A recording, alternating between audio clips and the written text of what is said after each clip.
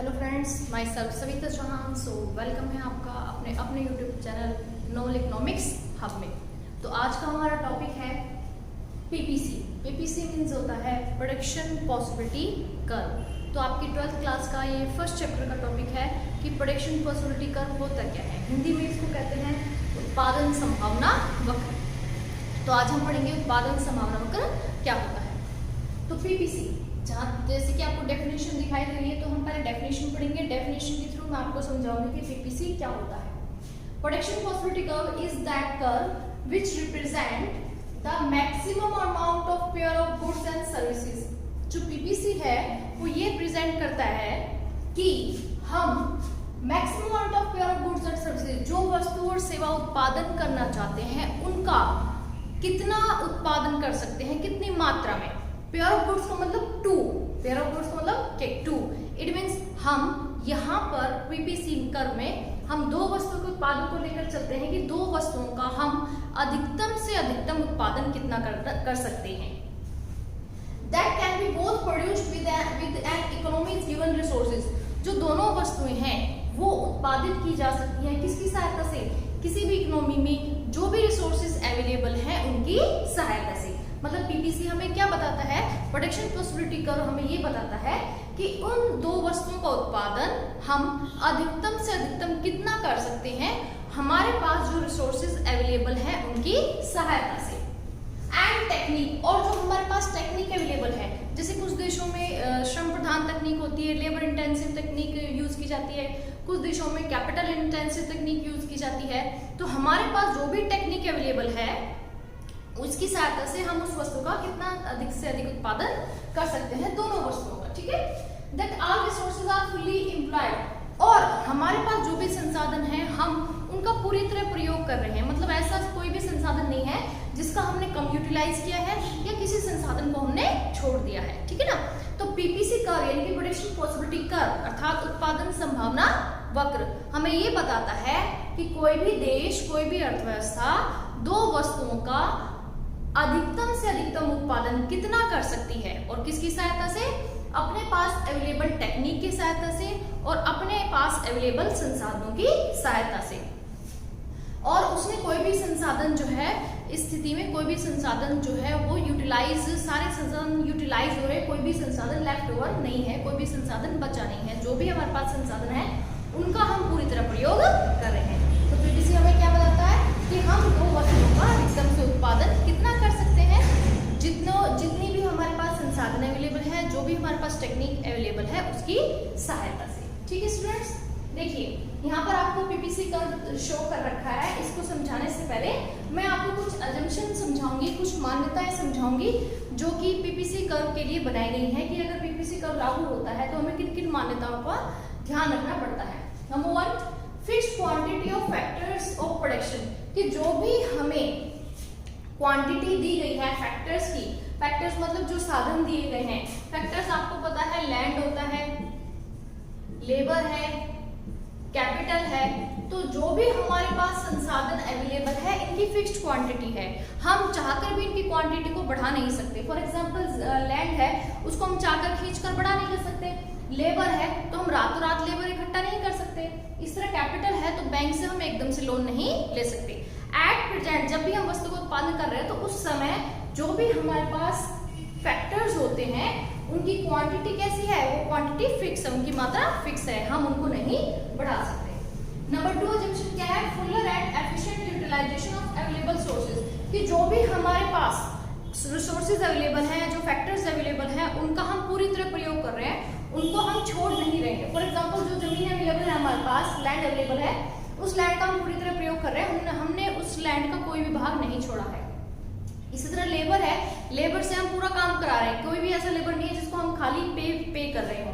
इस तरह कैपिटल है, पूंजी है, हम जितनी भी पूंजी हमारे पास अवेलेबल है वो सारी की सारी पूंजी हम उस वस्तु के, उन दोनों वस्तुओं के प्रोडक्शन में हम लगा रहे हैं। ठीक है स्टूडेंट्स, नेक्स्ट है कांस्टेंट टेक्नोलॉजी, जो भी हम टेक्नोलॉजी का प्रयोग कर रहे हैं उस वस्तु के प्रोडक्शन में, चाहे वो लेबर टेक्नोलॉजी का प्रयोग कर रहे हो या हम कैपिटल इंटेंसिव टेक्नोलॉजी का प्रयोग कर रहे हो, एट प्रेजेंट वो दोनों ही टेक्नोलॉजी स्थिर है। मतलब हम ऐसा नहीं है कि हम स्विच कर जाते हैं। मीन्स अगर हम लेबर टेक्निक का यूज करके किसी वस्तु का प्रोडक्शन कर रहे हैं तो बीच में हम स्विच करके कैपिटल इंटेंसिव टेक्निक का प्रयोग नहीं करेंगे। हमारे पास जो टेक्निक अवेलेबल है हम उसी टेक्निक का प्रयोग करके वस्तु और सेवा का उत्पादन करेंगे। और फोर्थ एजम्पशन है टू गुड्स। पीपीसी केवल टू गुड्स को लेकर चल रहा है, ठीक है ना। पीपीसी टर्म में हम केवल टू गुड्स को लेकर चलते हैं कि जो दो वस्तुएं हैं उनका उत्पादन हम अधिकतम से अधिकतम कितना करेंगे, किसकी सहायता से, हमारे पास जो टेक्नोलॉजी अवेलेबल है, हमारे पास जो रिसोर्सेज अवेलेबल है उनकी सहायता से। ओके स्टूडेंट्स, चलिए अब मैं इसको आपको एक टेबल की सहायता से समझाती हूँ। देखिए ध्यान से, यहाँ पर हमें दो गुड्स दी गई हैं, wheat and cloth. As you know wheat का प्रोडक्शन जो है टन्स में हम मेजरमेंट करेंगे और क्लोथ का प्रोडक्शन हम बेल्स में, बेल्स का मतलब होता है गांठ, मतलब कपड़ों का उत्पादन हम गांठों में मेजरमेंट करेंगे।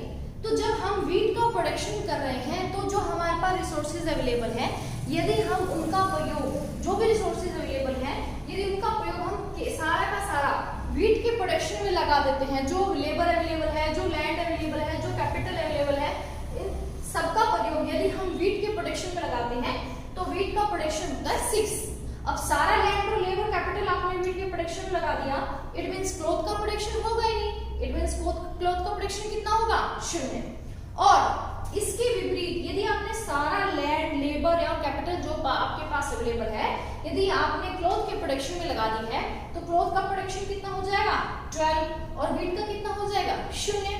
ठीक है, तो यहाँ पर ये थर्ड बी संयोग दिया हुआ है, बी कॉम्बिनेशन दिया हुआ है। इसमें देखिए अगर हम व्हीट का 2 प्रोडक्शन कर रहे हैं यहाँ पर, इसका मतलब हमने लैंड और लेबर कम यूज किया है, इसका मतलब ज्यादा प्रोडक्शन किसका हो रहा है, क्लॉथ का हो रहा है। और सी कॉम्बिनेशन देखिए, इसमें देखिए हमने 4 जो है व्हीट का प्रोडक्शन किया है और 6 किसका किया है, हमने क्लॉथ का किया है। इसको हम कर्व की सहायता से समझेंगे। देखिए यहाँ पर जो OX है यहाँ पर दिखाया गया है व्हीट का प्रोडक्शन और OY एक्सिस पर दिखाया गया है क्लॉथ का प्रोडक्शन। तो देखिए ध्यान से, ये हमारी पीपीसी कर्व की लाइन है, ये हमारी पीपीसी कर्व की लाइन है। इसको ट्रांसफॉर्मेशन लाइन भी कहते हैं। इसको क्या बोलते हैं, ट्रांसफॉर्मेशन लाइन। हिंदी में इसका नाम है रूपांतरण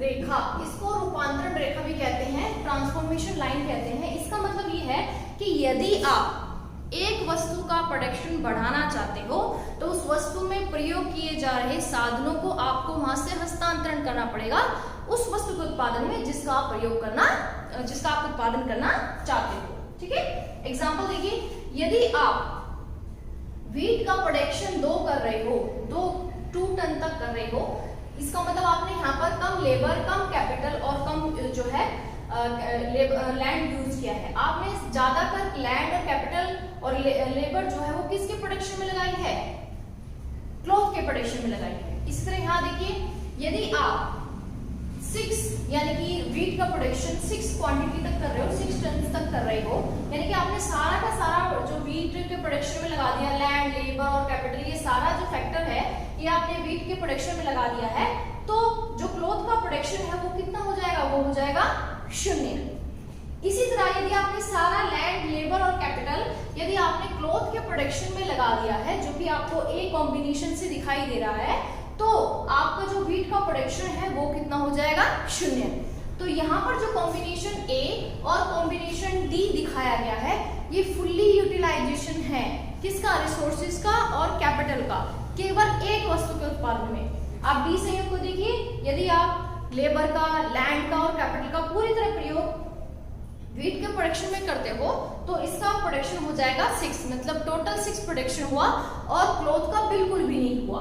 ठीक है, और यदि आपने सारी लैंड, लेबर, कैपिटल क्लॉथ के प्रोडक्शन में लगाई है, क्लॉथ का प्रोडक्शन हुआ 12 और व्हीट का कितना हुआ, 0। ठीक है, यहाँ पर देखिए, यदि आप इन दोनों ही वस्तुओं को उत्पादन करना चाहते हो तो आपको एक ऐसा संयोग चुनना पड़ेगा जहां पर कुछ प्रोडक्शन आप जो है व्हीट का कर सकते हो और कुछ प्रोडक्शन आप जो है क्लॉथ का कर सकते हो। तो देखिए कॉम्बिनेशन नंबर सी जो दिखाया गया है, यहाँ पर आप 6 बेल्स ऑफ क्लॉथ का प्रोडक्शन कर रहे हो और 4 टन्स ऑफ व्हीट का प्रोडक्शन कर रहे हो।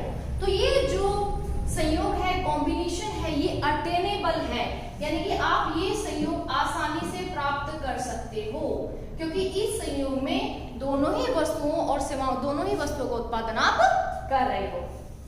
अटेनेबल आउटपुट का मतलब क्या है? ये ऐसा आउटपुट है जो आप आसानी से उत्पादन कर सकते हो दोनों वस्तुओं का प्रयोग करके, दोनों साधनों का प्रयोग करके। ठीक है, अब देखिए जो ई कॉम्बिनेशन दिखाया गया है जो आपके पीपीसी कर्व से बाहर की ओर है, इसका मतलब आप इस कॉम्बिनेशन को आप इस कॉम्बिनेशन तक नहीं रीच कर सकते, नहीं पहुंच कर सकते। क्यों? क्योंकि आपके पास वो रिसोर्सेज नहीं है, वो संसाधन नहीं है कि आप यहाँ तक पहुंच सको। फॉर एग्जाम्पल, हम भारत हमारा देश है इंडिया, और हम ये चाहते हैं कि हम इस कॉम्बिनेशन तक पहुंच जाएं, ठीक है, लेकिन हमारे पास वो रिसोर्सेज नहीं है, वो संसाधन नहीं है जिसकी सहायता से हम इस पॉइंट पर हम पहुंच सके। तो ये कैसा पॉइंट है? दिस इज अटेनेबल, ठीक है, हम इस कॉम्बिनेशन को प्राप्त नहीं कर सकते। मान लीजिए हम पीपीसी कर्व के अंदर किसी कॉम्बिनेशन पे प्रोडक्शन करना चाहते हैं, तो ये होगा इनएफिशिएंट। इनएफिशिएंट का मतलब ये है कि आपने अपने संसाधनों का पूरी तरह प्रयोग नहीं किया है।